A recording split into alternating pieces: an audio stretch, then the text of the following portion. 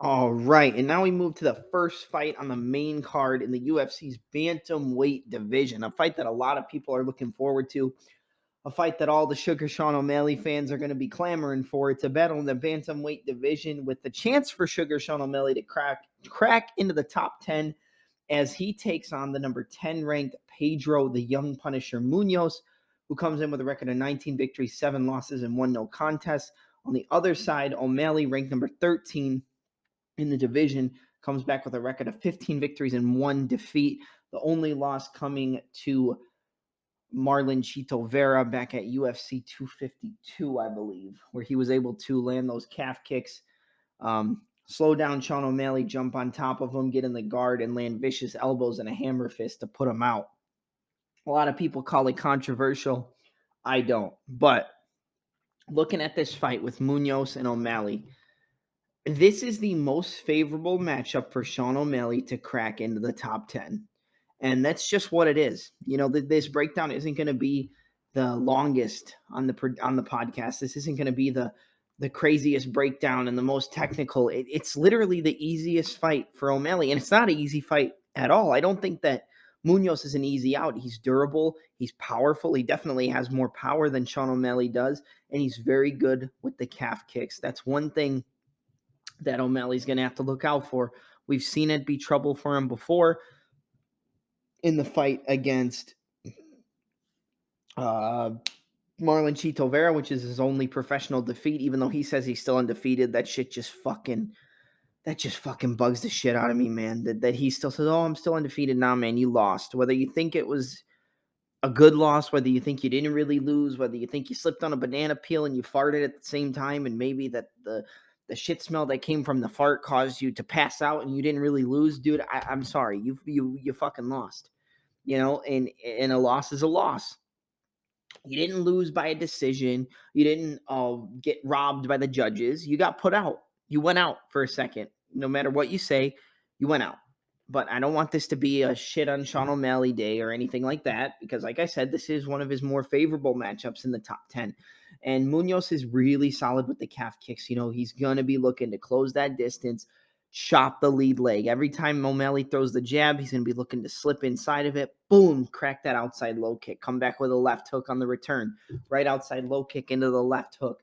Right outside low kick. Fake the low kick. Come over the top of the jab with the overhand right. O'Malley is going to have to look out because Pedro Munhoz has a lot of power. He sat down Dominic Cruz in the first round of their fight. That was his last fight.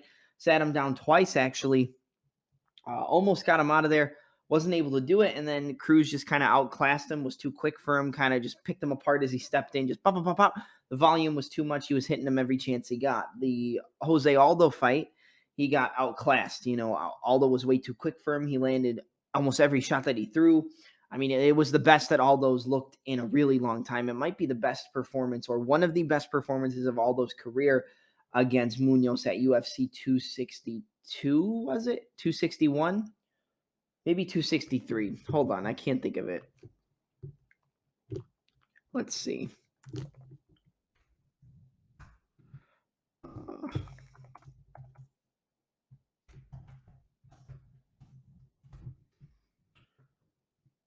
Yeah, okay. UFC 265. Man, I was off completely.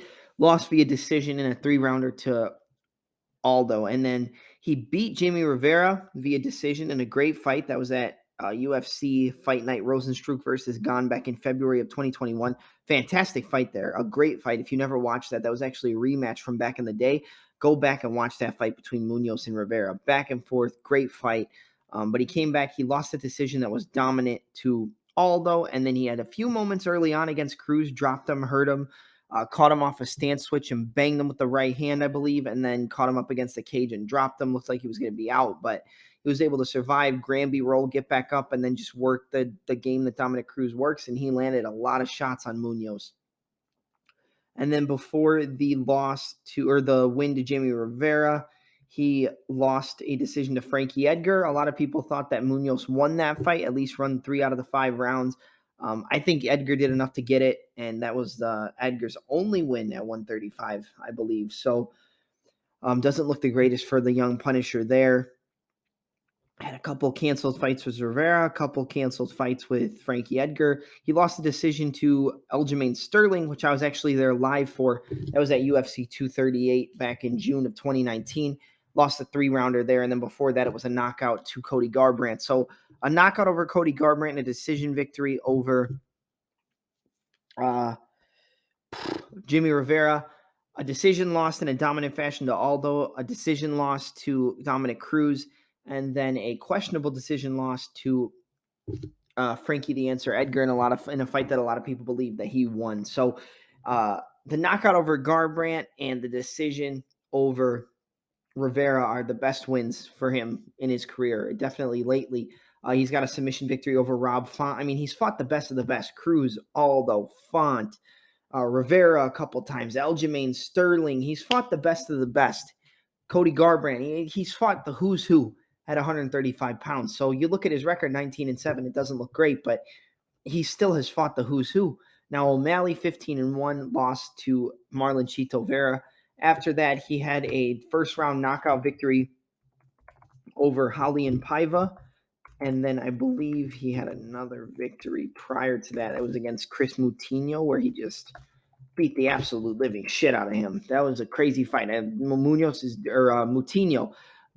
durable. He lasted, but man, that was a crazy fight. A third round TKO. The ref stopped it at 4 minutes and 33 seconds of the third round. But damn, I mean, he landed, I think, like 400 or 500 strikes to the head of Moutinho. Before that, it was a knockout over Thomas Almeida. Questionable durability on a lot of losses, and, wasn't the best, but I did pick Almeida to win that fight against O'Malley, so, I looked bad there, but I did pick O'Malley to knock out Paiva, and that's exactly what happened in the first round. Right hand over the jab, still a bunch of switch stance combinations, 1-2, right uppercut, switch stance, left hook, right uppercut, right hook, jab, bop, bop, bop, bop, bop, straight left, right hook, right uppercut, straight left, right uppercut, right hook, do, and then he got him out of there. Before that, like I said, first round TKO after those calf kicks in the ground and pound to Marlon Vera. Before that, it was a knockout over Eddie Wineland, feint the uppercut, throw the right hand, boom. Before that, a knockout over Jose Alberto Quinones.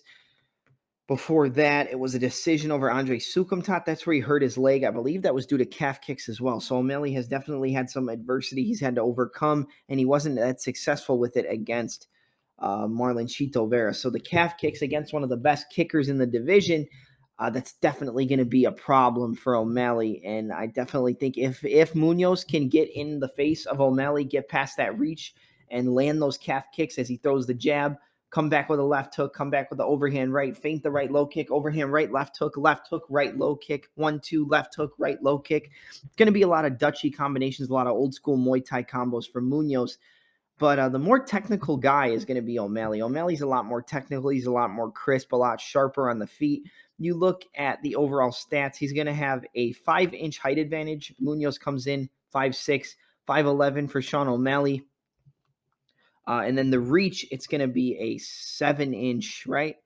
64, 60, 7.5-inch reach advantage for O'Malley. Pedro Munhoz comes in 64.5-inch reach compared to 72-inch reach for the Sugar Show. You look at overall significant strikes. Sean O'Malley lands 8.26 significant strikes per 15 minutes. Munhoz comes back at 5.5, big advantage there for O'Malley. 62% accuracy, so he's throwing 8.26 or landing 8.26 strikes per minute, and also having a 62% significant strike accuracy. Munhoz lands 5.5 and comes back with 43% striking accuracy.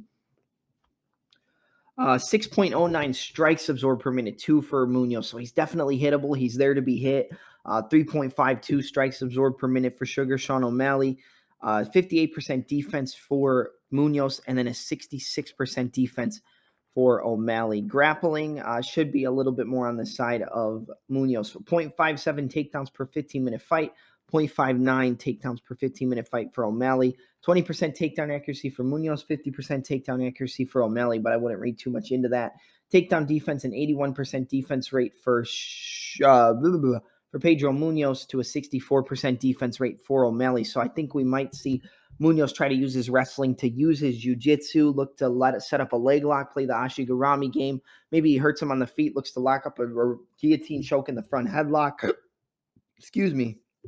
And then submission average per 15-minute fight, 0.65 for Pedro Munhoz to 0.59 for Sugar Sean O'Malley. I'm going to be completely honest here.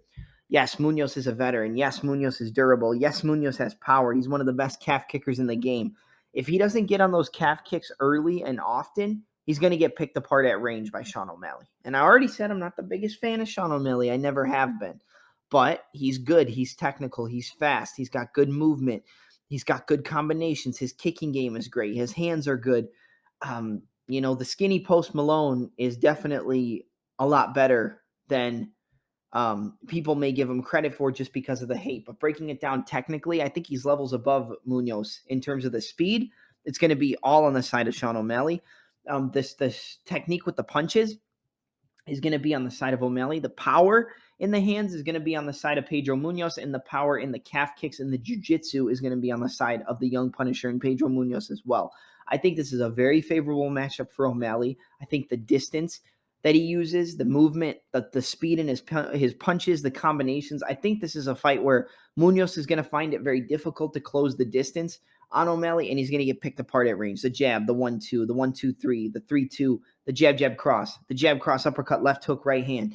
I mean, there's going to be just combinations flowing at the head of Pedro Munhoz, and it could be similar to the Aldo fight. I could see it being very similar, but I mean, O'Malley doesn't have the same power that Aldo has. Munhoz is a very durable guy. He's never been KO'd in his entire career, and he's been hurt before. I believe he got hurt by Jimmy Rivera.